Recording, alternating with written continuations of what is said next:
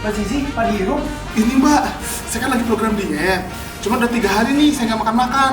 Kurus kagak, sekarat yang ada.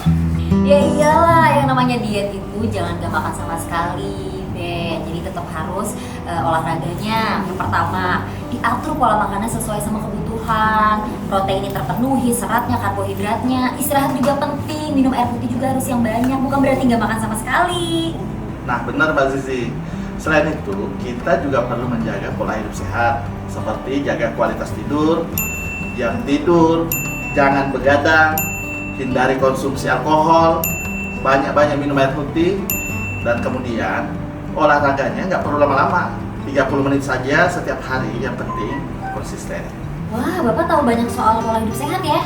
Nah iya dong Mbak Zi, saya kan suka baca artikel dan info BPJS Kesehatan di aplikasi mobile JKN. Wah, saya juga punya nih Pak aplikasi mobile JKN. Jadi saya cari artikel kesehatan di sini ada, terus juga cek status aktif atau enggaknya BPJS saya. Di sini semuanya ada. Keren banget Mbak Zizi.